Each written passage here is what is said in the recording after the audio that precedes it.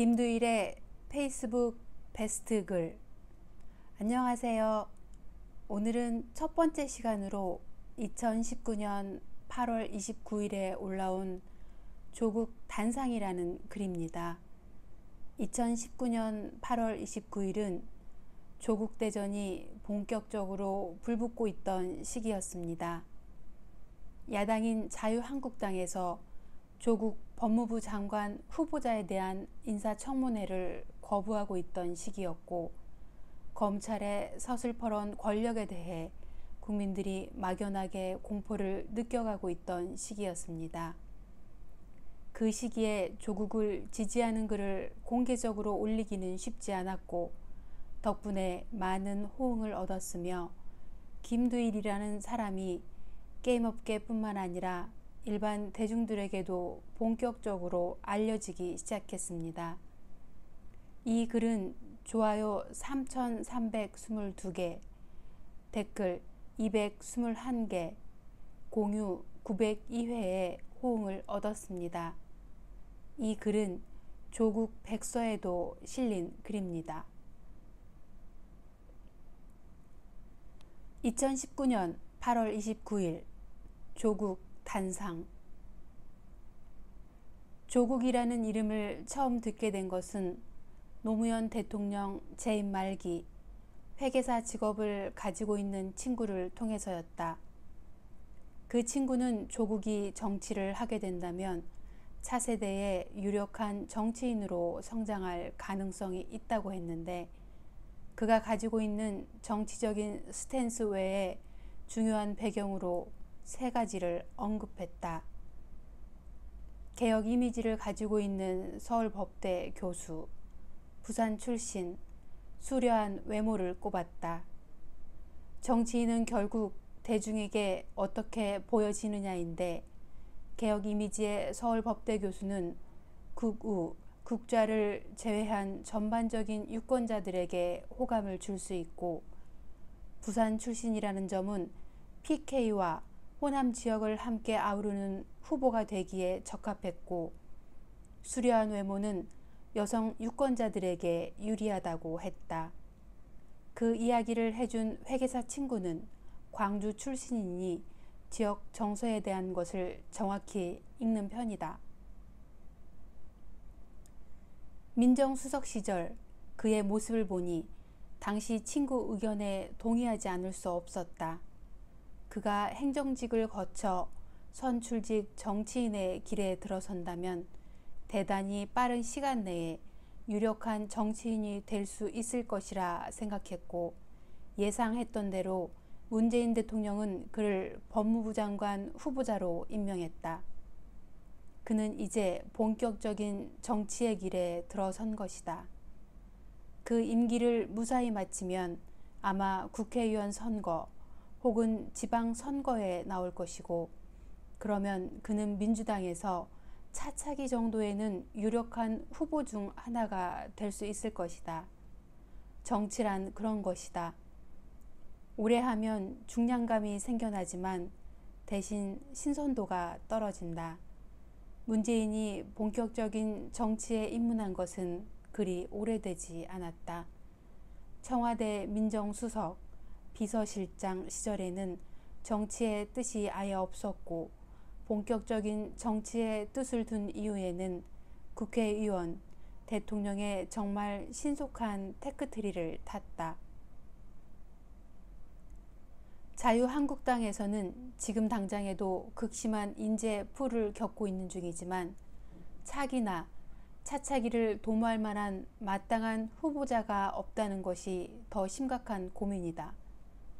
이런 가운데 조국이 정치계의 라이징 스타로 떠오르는 것에 대한 대단한 두려움이 생길 수밖에 없다. 현재의 배고픔은 참을 수 있어도 미래까지 배고프다면 참기 힘들다. 정치도 마찬가지이다.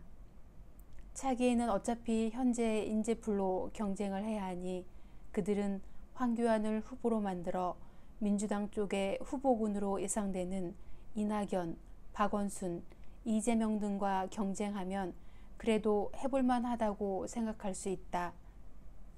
하지만 차차기로 넘어가면 민주당에는 김경수에 이어 조국까지 젊고 참신하면서도 그 즈음에는 중견급 정치인으로 성장해 있는데 자유한국당에서는 그에 대항할 마땅한 후보군이 보이지 않는 것이다. 안철수는 지난 대선 때 정치적 센스가 너무 떨어진다는 것을 보여주었고, 유승민은 TK 지역에서 배신자 이미지가 너무 강해서 다시 친정 복귀가 어려워 보인다. 게다가 조국은 사법개혁, 즉 검찰개혁을 위한 칼자루로 문재인은 확고한 결심을 한 것으로 보인다. 노무현은 합리적인 대화로 이견을 좁힐 수 있고 나의 선의는 상대방에게도 전달이 가능하다고 믿었다가 임기 초 검사와의 대화에서 평검사들에게 모욕을 당했고 임기 후에는 더 큰 고초를 당하다가 죽음을 당했다. 그 모습을 바로 옆에서 생생하게 지켜본 문재인은 제어할 수 없는 권력을 가진 집단은 시스템적으로 막아야 한다고 결심했던 것으로 보인다. 노무현은 권력을 내려놓았고 이는 권력기관을 정치에 이용하지 않고 그들에게 돌려주었다는 의미이다. 이명박과 박근혜는 그 권력을 사리사욕을 위해 사용했는데 문재인은 지도자에 따라 제어가 가능도 하고 혹은 불가능도 한 권력이라면 시스템에 의해 분산되어 감시받는 것이 옳다고 믿었던 것이다. 우리 같은 평범한 민초들이야 김영삼이 하나회 해체하듯이 전격적이고 통쾌한 수단을 쓰기를 바라겠지만 문재인은 무엇보다 원칙을 중요하게 여기는 사람이니 당연히 그럴 수 없다. 또한 해당 조직 출신의 인사를 통한 개혁이 불가능하다는 것도 알고 있다. 현재의 사법체계가 만들어진 해방 이후 검찰 조직에서 친정을 대상으로 개혁의 칼날을 휘두를 수 있는 사람이 나온다는 것은 불가능하다는 것을 문재인은 이미 알고 있었지만 노무현의 죽음을 통해 거의 확고한 신념처럼 굳어진 것이 아닐까 추측한다. 결국 비검찰 출신, 비사법고시 출신, 하지만 법을 누구보다 잘 아는 법대 교수 출신 조국이 사법개혁의 가장 완벽한 인사라는 것은 너무나 당연한 이치이다. 그 과업을 잘 수행하고 난 뒤에 큰 정치인이 될 수 있을지는 조국 자신에게 달려있지만 적어도 사법개혁만큼은 문재인의 임기 동안 어떤 수건처럼 진행될 것이다. 한편 자한당과 기득권 세력은 총력전을 통해 조국의 임명을 막아야만 한다.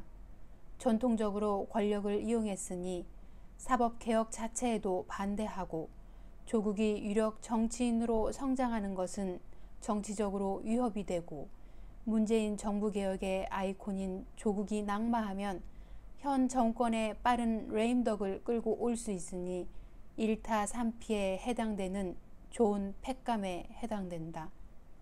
때문에 간만에 총력전에 나섰다. 하지만 나는 이 모든 화력을 집중한 총력전에도 불구하고 자유한국당은 실패할 것이라고 판단하는데 이는 철저하게 전략적 실패에서 기인했다고 생각한다. 첫째, 본인 비리가 아닌 친인척의 문제를 제기하는 것은 대선 같은 선출직에나 확실한 수단이지 임명직에는 국회의원 의석수에서 확실하게 우세하지 않는 한 별다른 방법이 없다. 물론 후보자 본인이나 가족들의 심각한 범죄 혹은 비리라면 말할 것도 없고 도덕적 이슈라도 여론을 통해 사퇴하게 만들 수 있지만 의혹만 가지고 낙마를 시키기에는 궁극적으로 후보자가 버틴다면 별다른 방법이 없는 것이다. 가령 황교안 법무부 장관 후보 시절에는 지금 조국과 비교도 안 되는 심각한 문제들이 있었지만 별 문제 없이 통과가 되었다. 둘째, 너무 오래 끌었다. 차라리 청문회 날짜를 잡고 일주일 동안만 지금 하는 방식으로 온갖 의혹 제기를 가짜뉴스까지 동원해서 집중했다면 사퇴 여론은 대단히 지금보다 비교도 안 되게 높았을 것이다. 그런데 청문회를 한다 안 한다로 옥신각신하고 법정 날짜를 지나서 그것도 예외적으로 이틀이나 잡는 실랑이를 하는 동안에 조국 정국은 마냥 길어지니 대중들은 이제 피곤해지기 시작했다. 도리어 청문회 일정이 늘어지면서 대부분의 의혹 제기가 사실이 아니라는 점만 밝혀지면서 의혹을 하나하나 해소하는 양상이 되어가고 있는 중이기도 하다. 셋째, 결정적으로 입시 문제를 건드리는 것은 대박 큰 실수이다. 조국의 경우 제도권의 합법적인 테두리 안에서 활용을 한 것이지만 지금 그럼에도 불구하고 일종의 국민 정서의 마이너스인 것은 분명했고 이는 꽤 효과적인 공격이었는데 문제는 자유한국당 포함 대부분의 유력 인사들의 경우 불법, 탈법을 저질렀을 가능성이 매우 높기 때문이다.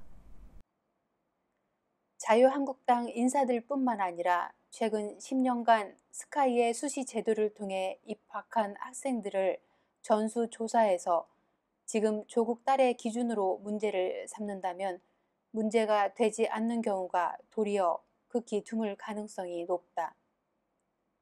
그러니 조국 임명에 냉소적이던 강남 중산층의 학부모들은 다시 조국 임명에 우호적으로 돌아서는 것이고 자유한국당을 지지하는 일부 학생들은 학교의 입시 비리를 묻기보다 조국 딸의 입시만 묻는다는 누가 봐도 궁색한 주장을 할 수밖에 없는 것이다.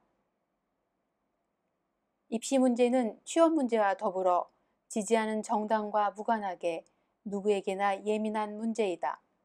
그리고 전수조사를 하면 지금 조국이 정서적으로 비난받는 수준과 비교도 되지 않을 판도라의 상자가 열리는 것인데 사실은 그 상자가 열리는 것을 바라지 않는 사람들이 더 많다. 조국 임명을 반대하는 사람일수록 말이다. 내 개인적으로는 이 기회에 한번 제대로 열어보는 것도 괜찮다고 생각하지만 말이다. 자유한국당의 캠프에는 이러한 간단한 판세조차 읽을 만한 인재가 없단 말인가. 이 정도의 판단은 정치에 관심이 조금만 있는 네티즌들도 할 수 있는 수준인데 말이다. 문재인 정부 초기 김기식 금융감독위원장이 낙마했다. 왜 낙마했는지 기억하는가? 국회의원 시절 외유성 해외 출장 때문이었다. 대부분 국회의원들이 자유롭지 않은 외유성 출장에 김기식만 문제가 된 것은 김기식이 참여연대에서 시민운동을 오랫동안 했던 사람이기 때문에 도덕성 논란을 삼은 것이다. 어처구니 없지만 나는 되지만 너는 그러면 안 돼가 당시 심지어 정의당까지 포함한 야당의 스탠스였고 그 전략이 통했다. 이후 전수조사를 통해 국회의원의 해외 연수를 조사한다고 했지만 나는 그 후속 조치를 본 적이 없다. 그리고 대중들에게 잊혀졌다. 국정원 출신의 김병기 의원 아들의 경우는 더 코미디 같은 상황이다. 그는 국정원에 지원해서 4번 탈락을 했다가 정권이 바뀌고 들어갔다고 언론이 앞다투어 깠다. 심지어 아버지가 국방위 의원 신분이라 취업 청탁을 했다는 기사가 쏟아졌다. 더 실망할 것이 없는 줄 알았던 한겨레가 이때 가장 적극적이어서 나는 더욱 실망을 했다. 그런데 사실 김병기의 아들은 이미 서류, 시험, 면접까지 다 합격을 했는데 마지막 신원조회에서만 탈락을 했다. 김병기 아들의 신분은 무려 기무사의 장교였다. 기무 장교가 신원조회에서 탈락한다는 것은 정말 웃기는 일이고, 이는 조금만 생각을 깊게 해보면 사실상 이전 정권 포함해서 오랫동안 국정원에 몸담았던 국정원 주류 인사가 민주당으로 가니 도리어 그 아들이 역차별을 당한 것이라는 것이 더욱 개연성 있는 판단이다. 하지만 그럼에도 불구하고 언론은 오직 취업 청탁으로 몰고 갔다. 이 이슈는 국정원 개혁의 유력한 후보이자 차기 국정원장으로까지 꼽히던 김병기가 더 이상 국정원 관련한 개혁 법안에 적극적인 활동을 못하게 만드는 족쇄가 되었다. 물론 자한당과 언론의 합작품이었고 이후 대중들에게 쉽게 잊혀진 사건이 되었다. 이렇듯 무차별한 가짜뉴스를 활용해 개혁의 발목을 잡는 일은 저들이 즐겨 쓰는 전략이고 지금까지 꽤 효과적이었다. 지금 조국 그리고 그의 가족들을 향한 무차별 망신 주기, 흠집 내기는 단지 그가 견디지 못하고 포기하기를 바라는 의도에서이다. 진짜 문제가 있다면 바로 청문회를 해서 전공법을 택했을 텐데 방법이 없으니 지금 이런 치졸한 수단밖에는 쓰지 못하는 것이기도 하다. 다행히 청와대나 조국 후보 본인은 현재 이 광기 속에서도 포기할 생각은 없는 것으로 보인다.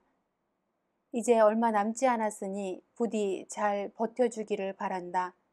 그리고 대통령과 온 국민이 바라는 검찰 개혁을 제대로 수행하기를 바란다. 현 시점에서 내가 해줄 것은 그저 응원뿐이다. 감사합니다. 그럼 행복한 하루 되세요. 좋아요, 구독, 알람 설정은 희망입니다.